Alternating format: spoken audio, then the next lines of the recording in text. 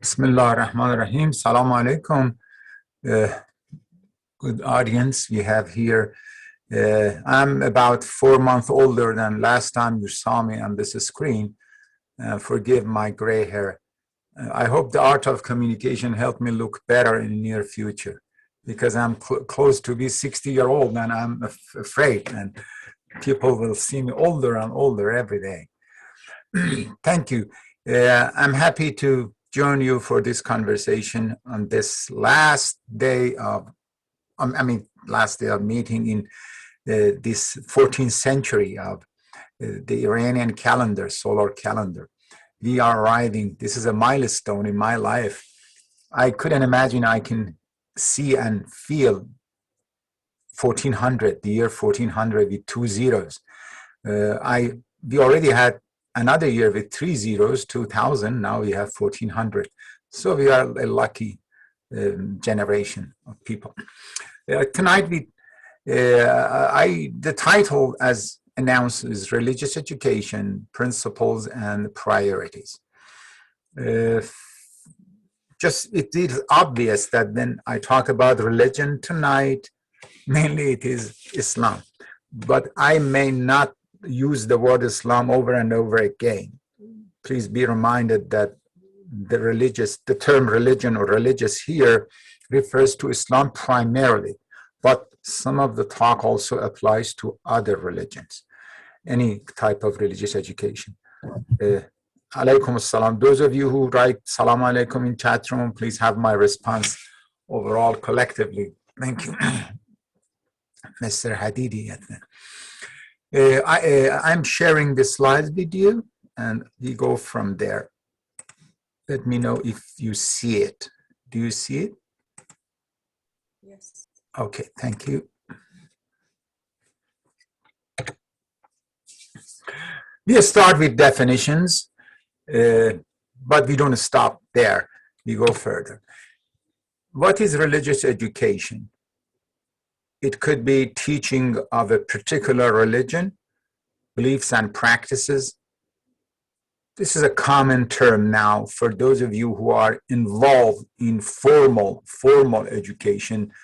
You deliver a content, you try to convey a message and help your audience, your students, first learn how to think, or the mindset of a religious person, and then practice and do some practice. Almost every religion has these components, in addition, of course, to, I put here, etc., ... It is emotional aspect of religion and social aspect, all included. So this is one mission for you, for every institution that is involved in religious education. That includes parents. So parents here are considered as agents of education. So when I talk here about religious education, I don't mean a school, a building. I don't mean that. I mean education as an ongoing process at home, family, so society, media, any type of activity and process that you. But of course, you have the best form or the most formal form of education, which is a school, an institution, a physical place. The other definition that we can think of is training. That was the first one, was teaching. This is training students to conform to the norms of a religious group. In this case, it is less teaching, less conveying material, reading, writing, and the goal is training. Training usually is done during your work, during your life, normal life, usually through practice. So the first definition takes us from learning mentally to doing actually. The second definition starts from doing, and of course, it includes learning and mental change of mindset. Both could apply when you talk about, depending on the institution, depending on the agent of education, both definitions could be right. The third definition that some people prefer is guiding and supporting a more natural development of religious beliefs and values.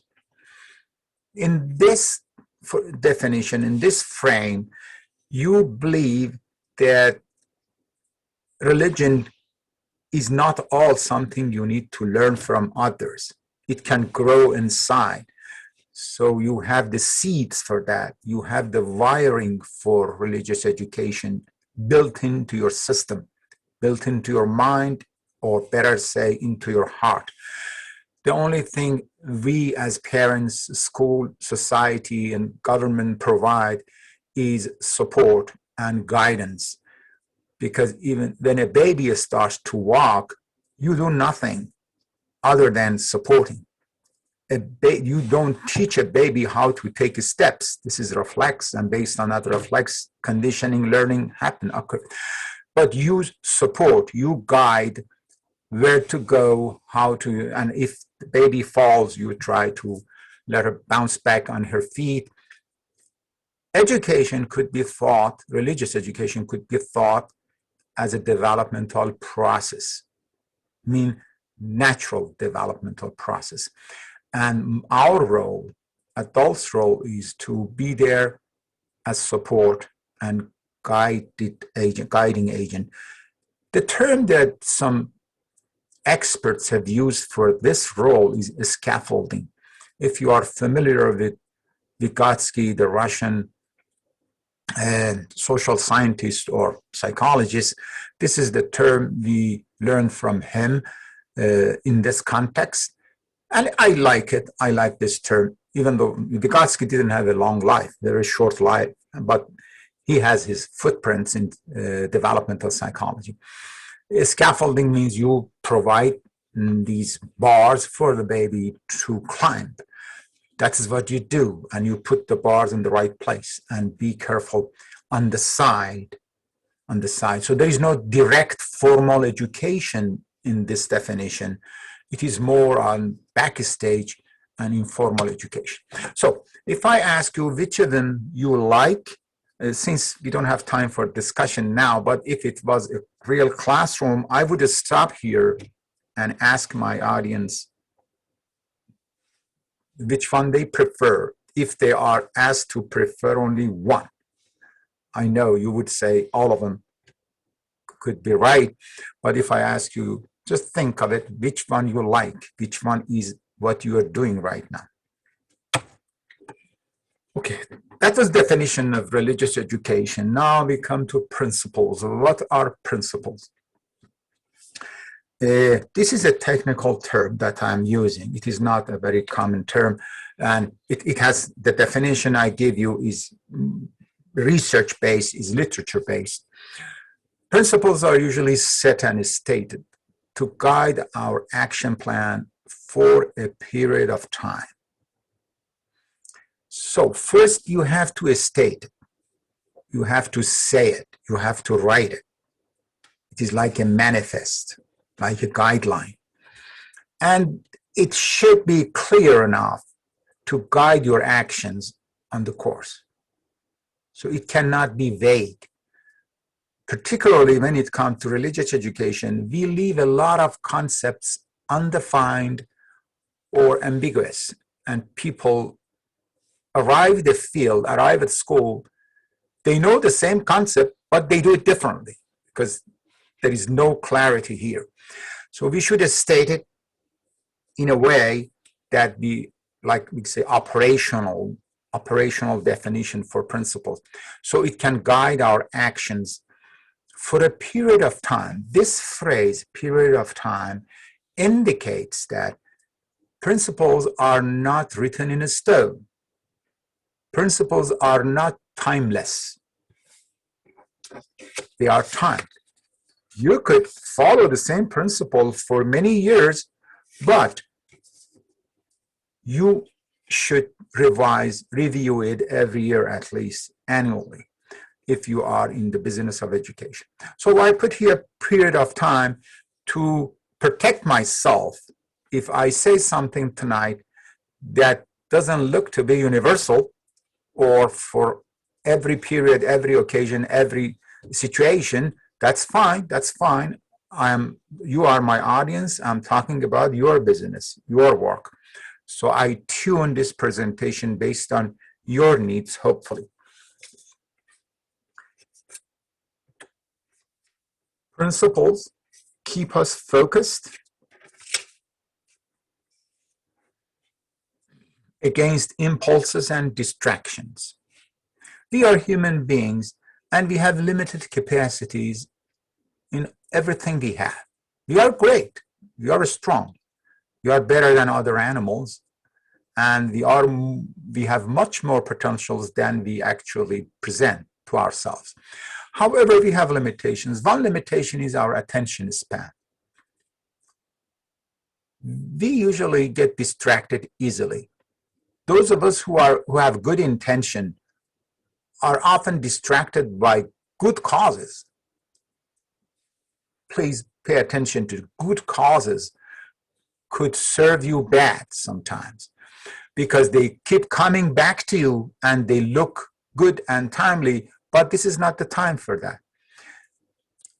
If we don't follow principles, if we do not have written principles and guidelines, there are many good causes in religion that come to you right away and take away your energy, your resources, your attention, and the main thing that was your goal will be left out. So this is the first advantage or this first benefit of having principles clear. Second, they facilitate our communication.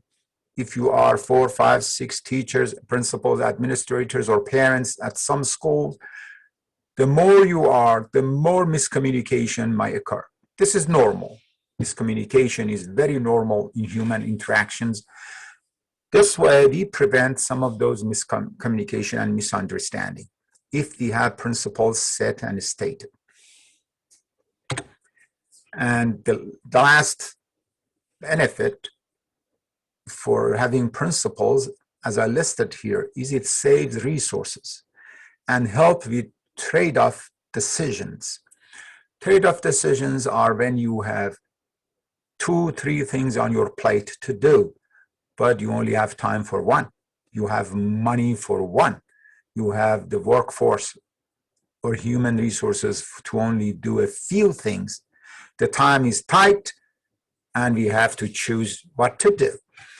Having principles give us assurance and give us a stress relief when we are overwhelmed, bombarded with a lot of good ideas.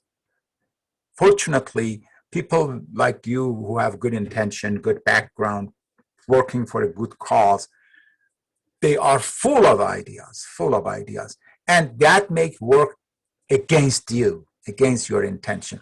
Principles help us have a narrow mind, which is not good, of course. Being narrow-minded usually is a negative feature of human cognition. But in this case, being narrow-minded in some positions, in some situations, actually help you work efficiently and reduce this diversity of your actions. So trade-off decision means you have 2 things to do, you choose one, because you have to choose only one. You cannot accomplish both. That was about principles. Now, the other part of the title of this presentation is priorities. Let's deal with priorities. No doubt, there are many things in our life which are essential.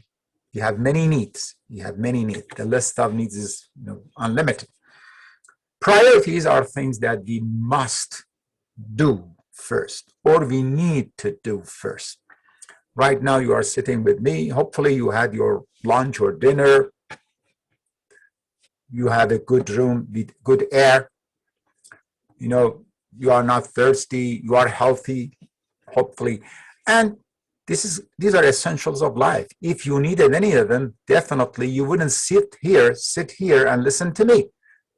I ask you not to sit here. If you want to go to the bathroom, go. And sometimes every week I speak for our center here, our center in Washington, I think you have the link if you want to.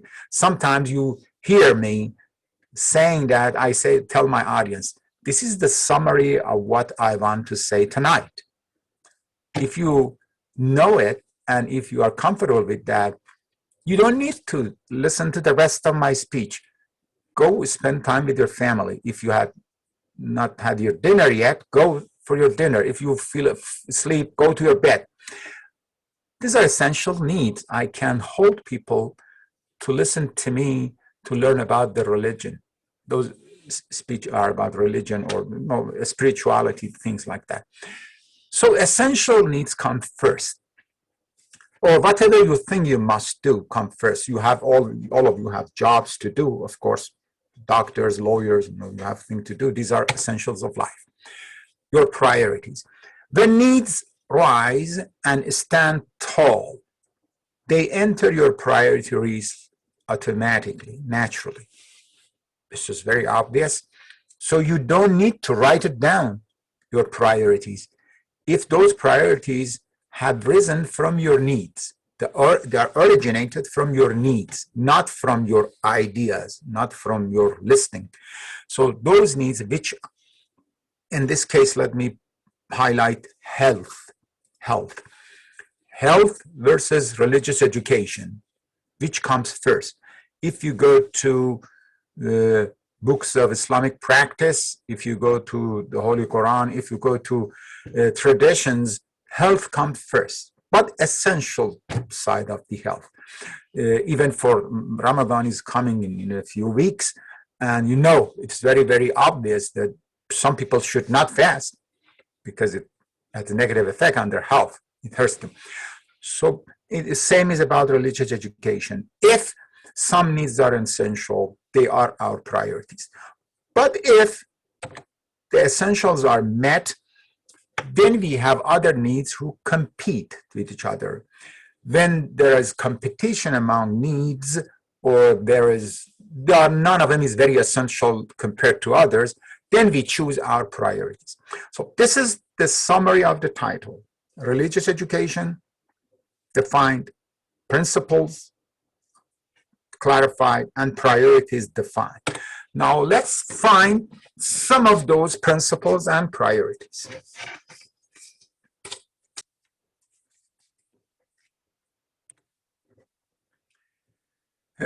In this short time, I'm not going to cover all priorities and principles. First, I don't know all of it. Second, the time is short. So let's focus on just a few, like 4 or 5 of them, and leave some time at the end for questions and answers.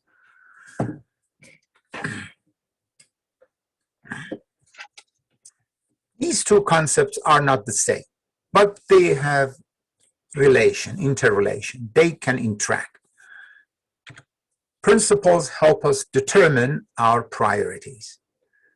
So if you have some religious principles, or you have family principles, you have cultural or political principles in your life, that determines your priority.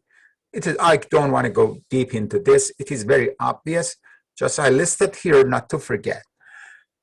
So this is the direction of how principles affect priorities or determine our priorities. Same is from the other direction. Priorities motivate us to reset our principles. This year, since March 2020, schools of all kinds closed. First question I remember, for administration of the schools, colleges, and universities, it was a tough time. I was included. In about 4 weeks, we received multiple emails. Every email nullifies the previous email, changes the message of the previous email. They were in an ongoing thinking because new priorities arrived to our life, and everybody was health conscious. You have to first keep yourself alive and healthy, then go to school. So schools started some schools said, okay, we do half-time, we do 3 days a week. Some schools decided to close, some were online, some were up. It was crazy. I taught in my college and at George Washington University. And each of them had different policies. This was a good example for you to know that your work is not always fixed. There should be a room for flexibility. Priorities change. Of course, some priorities are so high that they never come down to the earth. They're so high, particularly in religious education. But I'm not talking about those priorities. I'm talking about things that touch your life. Let's discover the first principle of religious education. The word first here doesn't mean the most important. It is just the order of my presentation. All 5 or 4 principles and priorities I listed for you today to talk, they're all important. But I hesitate to say this one is more important than the other. Just take it as the order of the presentation. Okay, I should move from here on with your help. What are goals of religious education? I need one answer to move on. Is microphone on for people? We need one person to answer, please.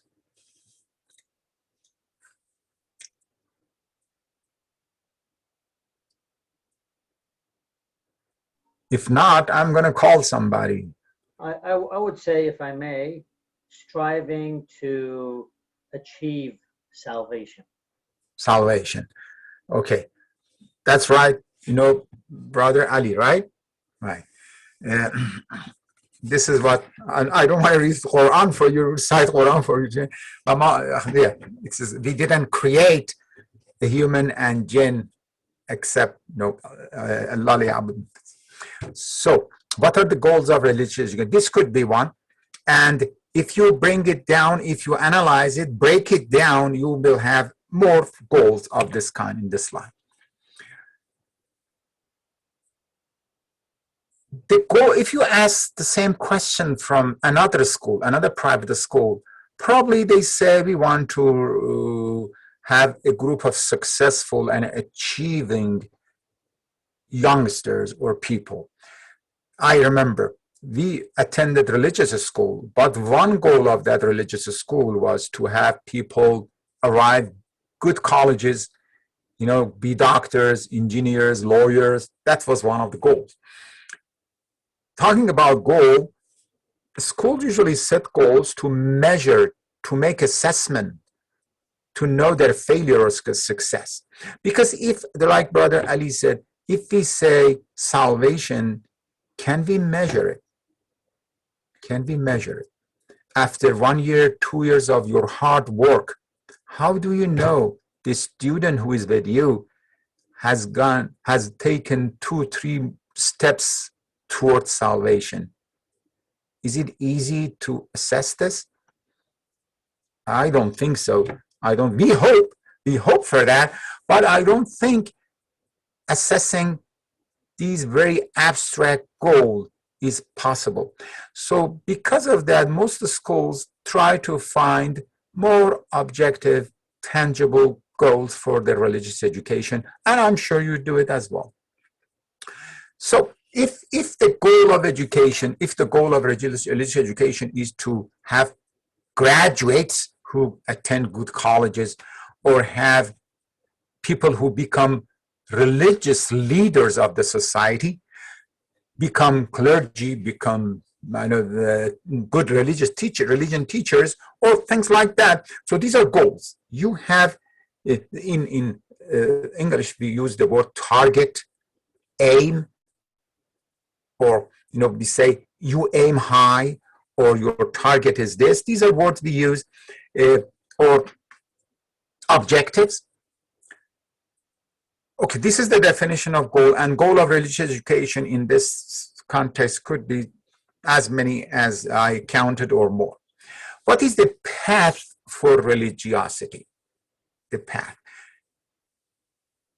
One answer, please. Okay, I remind you, there is a verse of Quran. I think you do more than any verse of Quran every day. If a practicing Muslim will recite it at least 10 times a day, 10 times. Yeah, 10 times a day. And it asks God to put him on the right path. You remember that verse? Who remembers, please? اهدنا الصراط المستقيم. Thank you, Amir Hussein. Yeah. اهدنا الصراط. Would you please translate it? Please guide us toward the right path. To right path. Hold on, please. Don't leave this conversation because I want to ask the second. Is religious education more goal-directed or path-based? This is a serious question. Which is correct? Goal-directed or goal-directed. That's what. But the ayah you recited, the verse you recited, says otherwise. Would you please go back to that and recite it again? اهدنا الصراط المستقيم. And translation is what? Please guide us to the right path. Why doesn't it say anything about the goal? I have an answer, like a hypothesis. The way I think about religion is a connection between the self and God, and it's like with every single day and every second that you live, for me, it's the goal of just trying to get closer to God, and being similar to our Ahlul Bayt, and we look at them as role models. So having a goal means that there is an endpoint, which means that there is limitations. In my head, God has no limitations, and you can get infinitely close to God. So it is a path that you can, by every day and every step that you take, gradually get closer to God. Good. Thank you, Nikta. Thank you. We are getting close with your answer and your Amir Hussein answer. Your answer to the above questions make principle 1 of religious education. Let me go back and tell you what it implies. You know, I believe for now, for a moment, I can say religious education is path-based, not goal-directed, not goal-oriented. Goals are good, but as I said, how can you measure the goal? You said closer to Ahlul Bayt, closer to God. How can you make such assessment? How do you know a person is closer to God after 2 years of education? I think Quran intelligently has used the right path. We ask God, please take us to the right path. Guide us to the right path. It was easy to say, guide us to the right target, to the goal. In today's business, in today's world, almost everywhere you go, they teach you goals, objectives, and assessment of your distance or your achievement or your failure regarding that goal. But this is not what our religion says. For a moment, I want to please think of religious education as a path-based, even for yourself. Another example. Anybody knows the story of Noah? What is the core of that story? In 1-2 lines, please say it.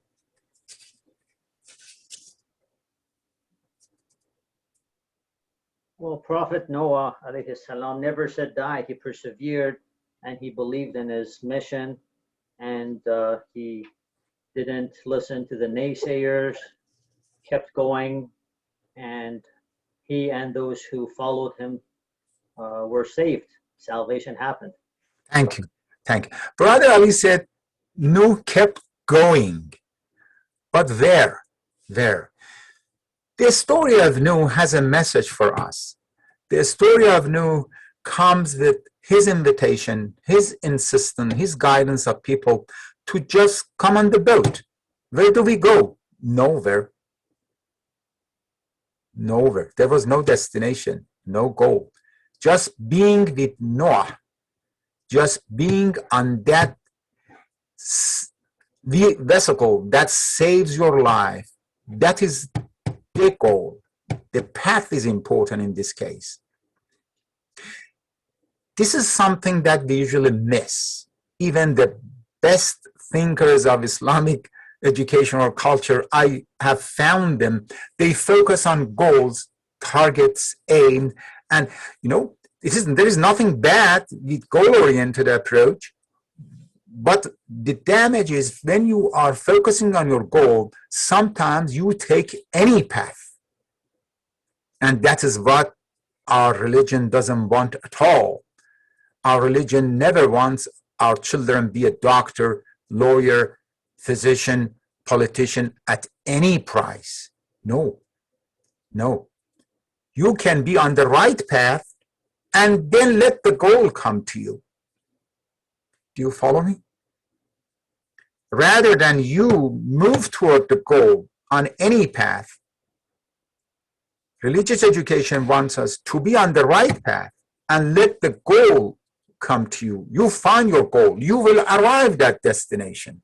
The destination will be coming to you. Definitely, there will be a good goal, good estimate. It is an achievement.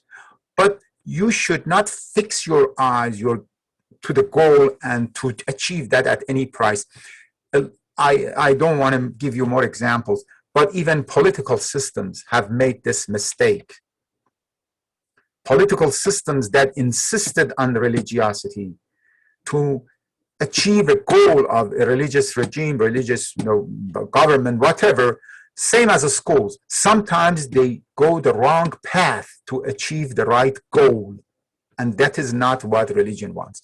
This is principle number one. Number two, religious education has definitions and criteria for good and bad in human behavior, thoughts, emotions, and social relations.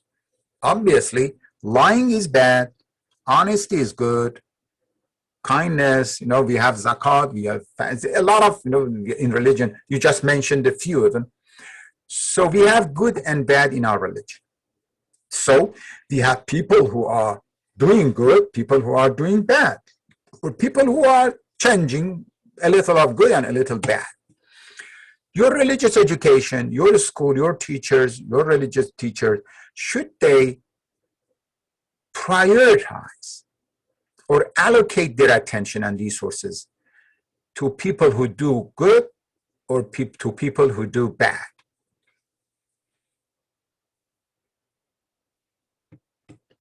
One answer, please. I know my questions are not very clear, so don't worry to be wrong or right, because the question is not so much clear about being wrong or right. Any answer?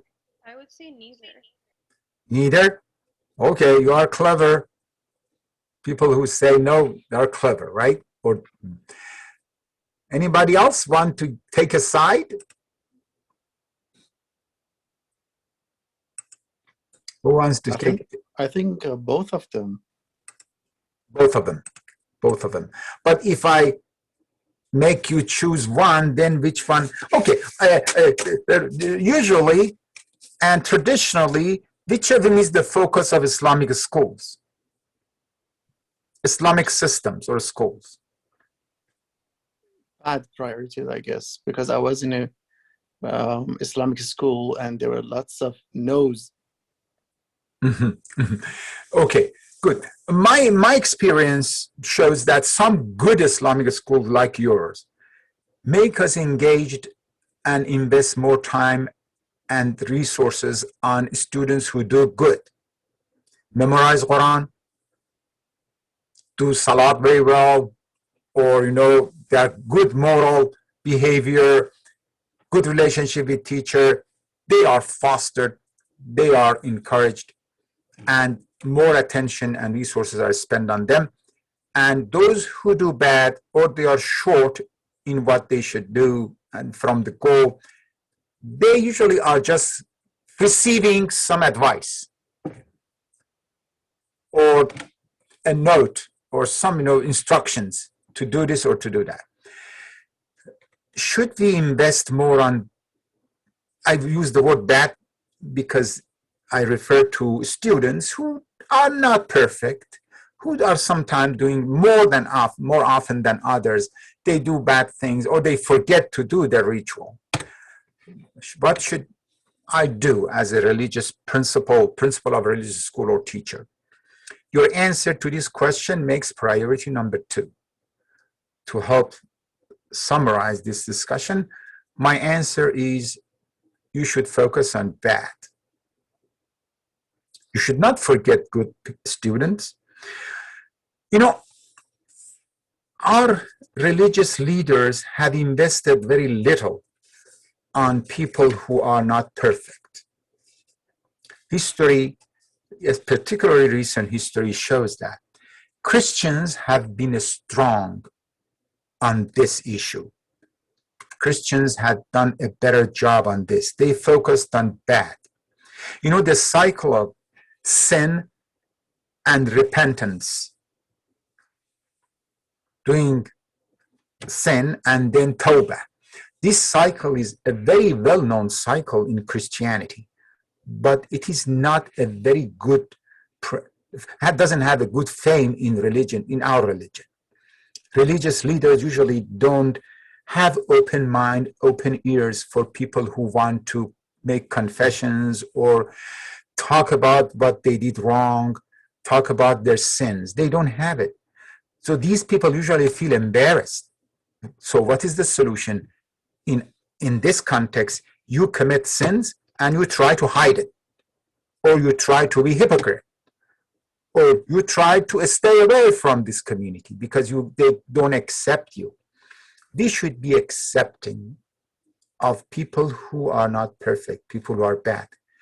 Don't you see your system, Canadian system of education, invest most of its money, and this country, United States, invest a lot of money on 2% of people who are at the bottom of IQ chart.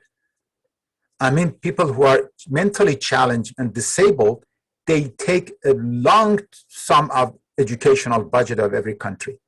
Why don't we spend that time and resource on people who are not perfect, people who commit sins intentionally or unintentionally? I think our religious education has not done a good service to those people. So at least for a year, for a 2, this should be set their priority. Number 3, the question is this: is religiosity an innate and natural tendency? You are familiar with the word fitra. This refers to that term.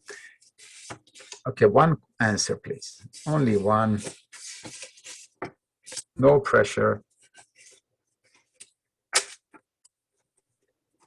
In your introduction, you use a word which is used in theoretical linguistics, the hardwiring of brain functions. You used the same concept for religion.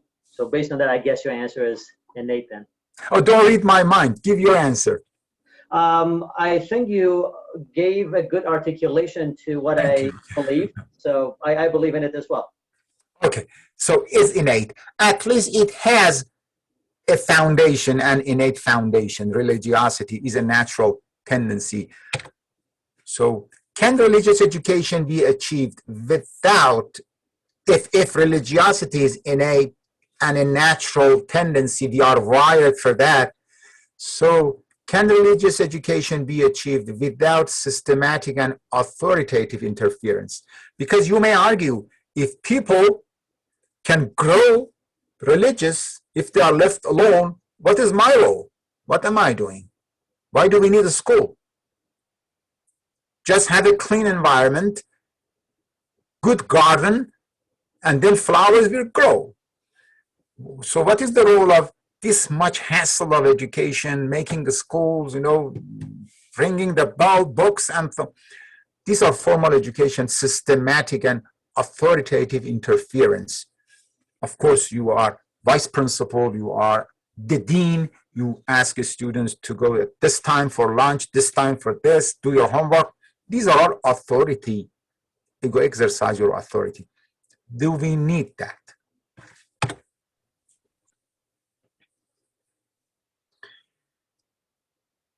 If these two come in conflict with each other, which one we should compromise?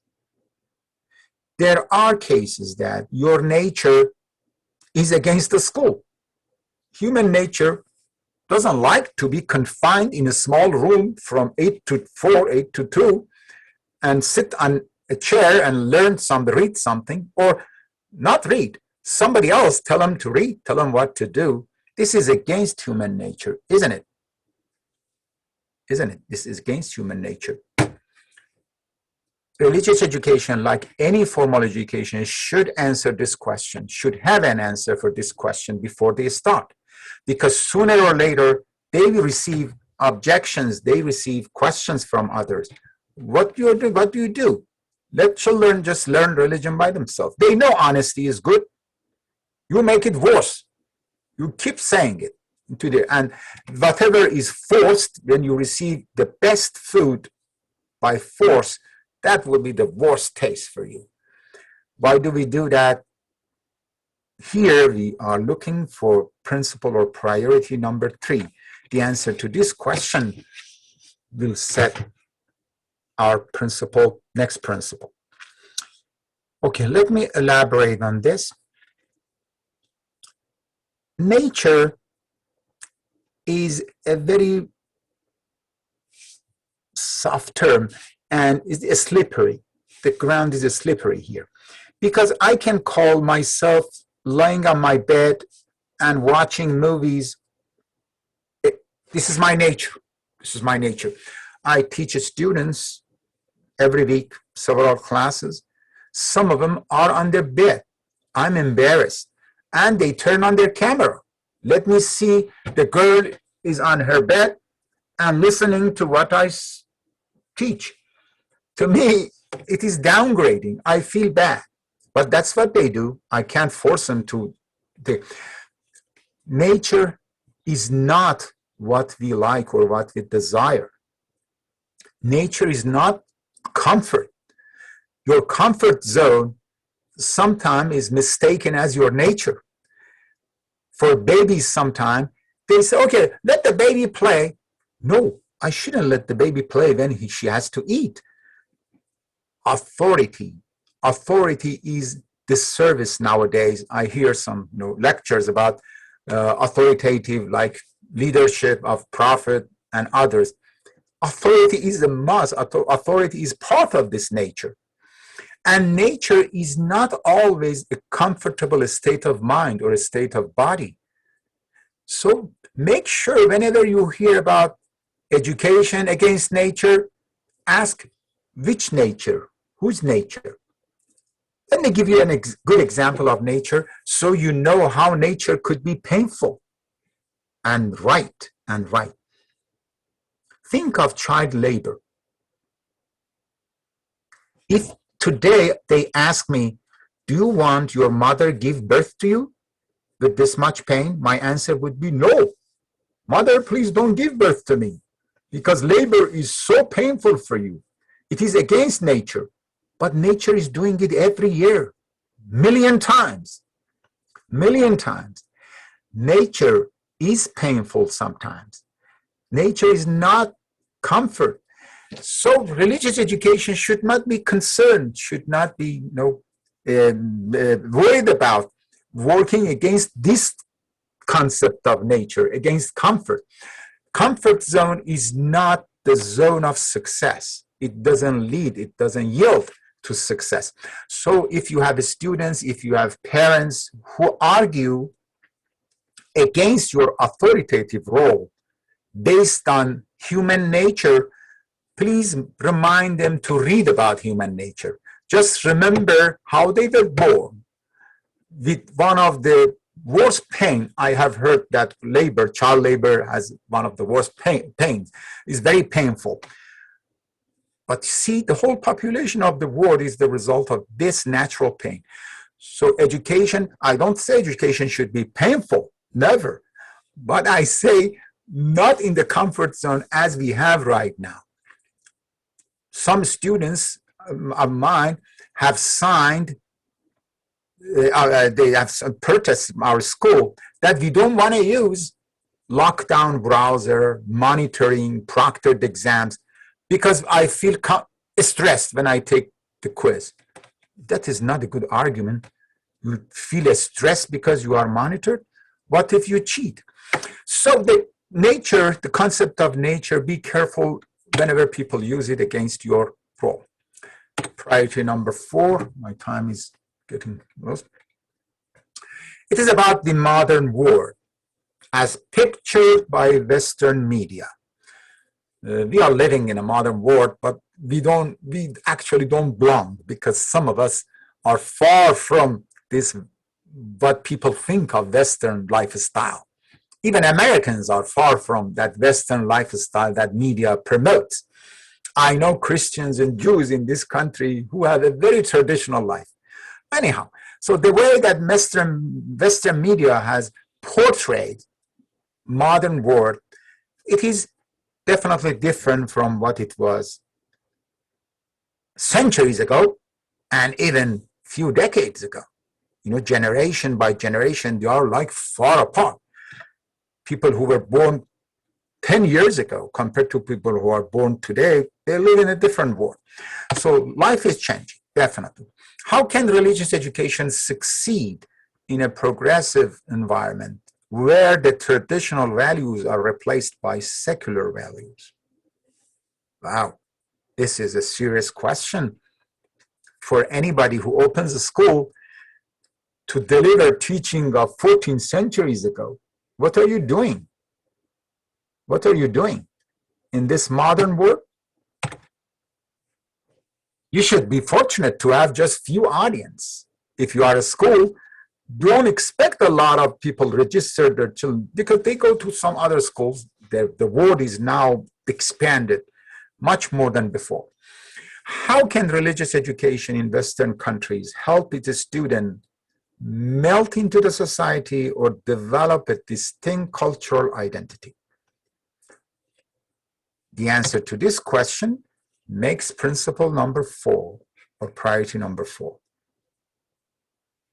Whatever you do in your school, this question has come to you, I think, or will come to you, that how can I fit those teachings into their work? If you don't have an answer to this, sooner or later, you lose your audience, you lose your customer base.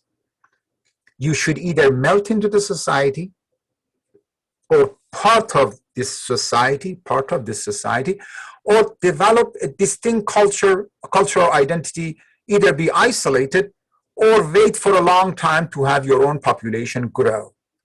Fortunately, people before us, people who arrived in the United States and Northern America, like 60 years ago, they provided us with halal meat, halal food, halal restaurant. Now we have all of it. A lot of people had hijab. Now hijab is not a strange cover for our women. So they did it. They developed a distinct culture. They did it. Your mission is, in part, to do the rest of it. So this is a little painful for generations who want to do it, but you need to do it. Like, you know, these traditions of Ramezan, now, fortunately, it has even arrived into the White House. They know it. So some people did it before you. For you and any religious school, religious education, part of your mission is melting into the society. Part of it is separating and making yourself distinct from society and creating culture. Example for each will be melting. To melting, you have a lot of institutions in your county, in your city, who do environmental job, animal protection, helping the poor, I don't know, homeless, or political voting, these things.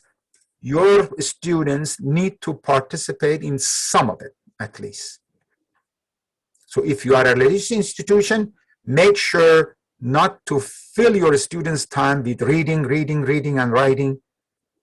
Give them free time give him bonus, give him credit and points for voting, for joining Scout boys. I don't know, but in Canada is common in your city, near to a city. But there should be like cleaning. Today's cleaning the park, the day we clean the parks. So your students join those forces to do it. So this is your melting mission. You also keep your distinct cultural identity and try to develop it for future generation. By modesty, by doing your prayer, by being a Muslim, non-apologetically Muslim. You know, don't hide your practice. Talk about your practice clearly and in a clean way. So this way so these are both missions of the school. And last principle for this presentation, it is about our religion. It is about Islam. The body of religion knowledge has grown through the history. Good. People started to write, and give ideas, be creative. Now we are inheriting too many things to know or to do. Too much that even people with a strong religious devotion cannot afford. I cannot read all books in religion, and I cannot do everything like this dua, this, I don't know, rituals, salat. Just you do your salat wajib and salat mustahab. You take the whole time of your day. So we cannot do all of it. Religious education needs to be very selective in various aspects, objectives, content, materials, and activities. The principle here is I cannot do everything. I can do just a few. I can do 1, 2, 3, 4 things this year, this semester. So don't try to be inclusive. Don't promise anyone. Don't promise any of your client or parents about comprehensive education. Tell them we just fill out 4 hours a day. Religion is not 4 hours a day. Religion is 24 hours a day. The rest is you. You should do the rest of it. You should be careful about the media. So you choose to have 2, 3 objectives. Content. You don't teach every ideas. Choose some. Materials. And when it comes to religion, some people have this distinction, zati and arazi, or wajib and mustahab, or main and secondary part of religion. You should not sacrifice the main aspect of religion for secondary rituals. Let your community do the secondary ritual.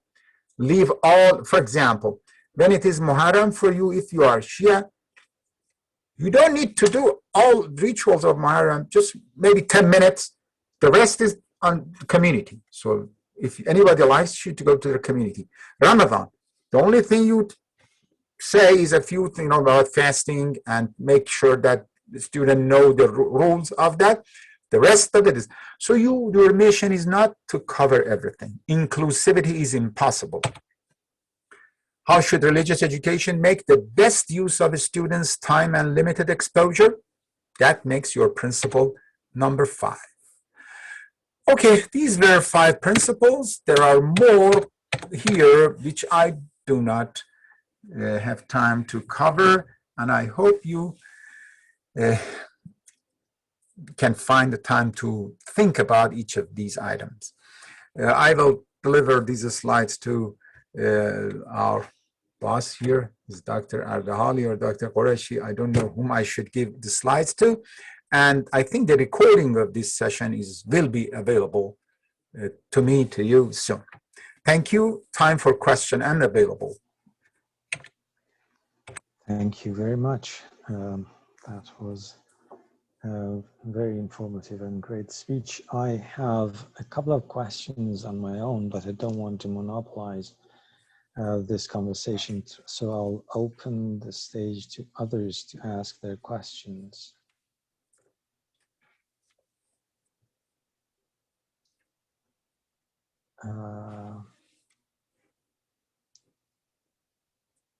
Mr. Rezai has a question. Thank you very much, Dr. Dowlati, for this opportunity, and thank you for the Selm Academy to provide this opportunity. I just have a question regarding to the cooperation between the school management and parents, because it seems that there should be alignment between school management and the parents. Otherwise, there could be a conflict in the religious education for the students. And the second question that I have is, should we really focus that kids being educated cautiously or unconsciously? Thank you. Good. Thank you for asking. The first question is about any business.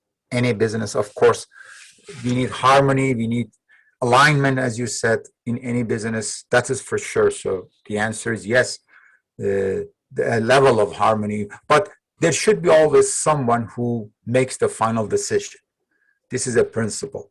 So we agree that if we assign someone as the head of our store, we give you our opinion, but he makes the final decision, and he's responsible for that. He's responsible for that decision. The second question is about conscious or unconscious. This is a great question. Our unconscious not only has religious components, it also has anti-religious components.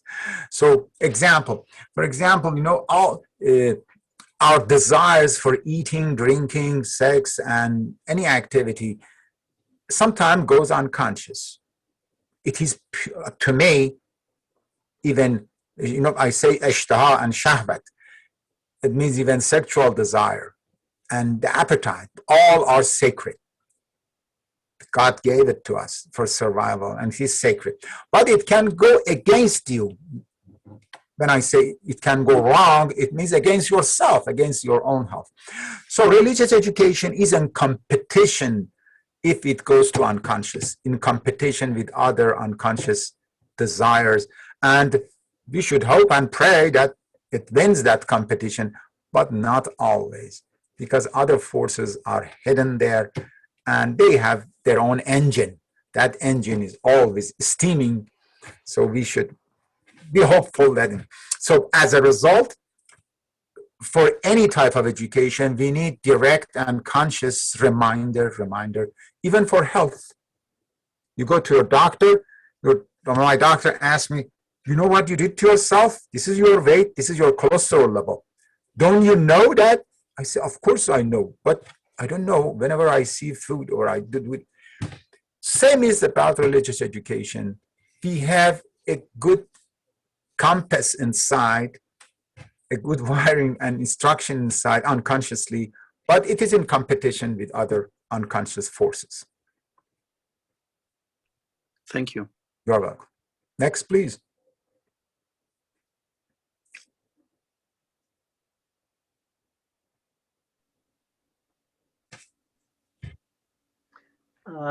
May I go ahead, Dr. Rashi? Please, yes. Thank you very much for the insightful presentation. Regarding Principle 4, you made a comment about expression of beliefs, going out there, being out there, and expressing manifestly what you believe.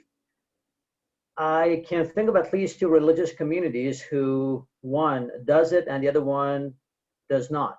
One goes about expressing their beliefs and their attire, the way they conduct themselves in the world, and another community not. And both of them are very successful, the Sikh community in Canada and the Jewish community in Canada.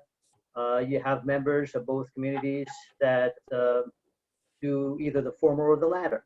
So I was wondering about the reason why you would prefer overt manifest expression of cultural belief in the theater of the society. Yes, thank you for asking. Let me correct myself. You don't initiate this expression, but in response to question and demands, and sometimes these question marks are here, not here.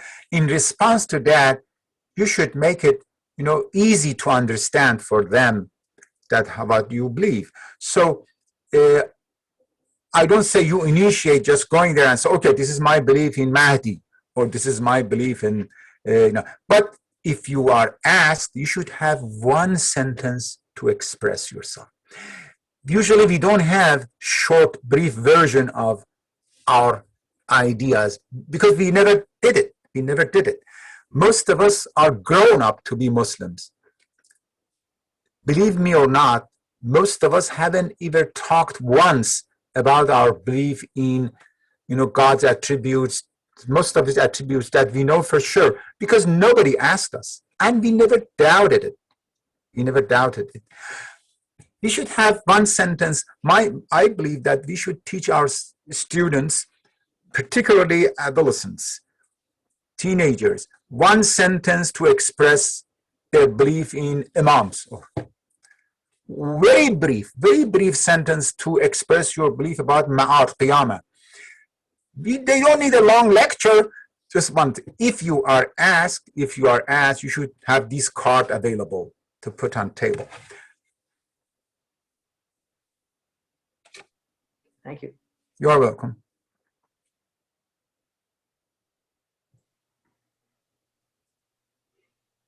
Any other questions?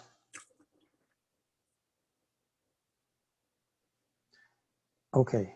Okay, I think I should say before Dr. Qureshi concludes, I wish you a happy Nowruz. You see, my room changed compared to last time because my wife chose the other room to grow green, sabze. Oh. So we are celebrating the coming of Nowruz. I hope you had a good New Year 1400 if you have Persian origin, and if not, you have natural origin. Nature celebrates the coming of spring. Just for Dr. Hadidi's, Mr. Hadidi's, when I teach my students, I initiate this.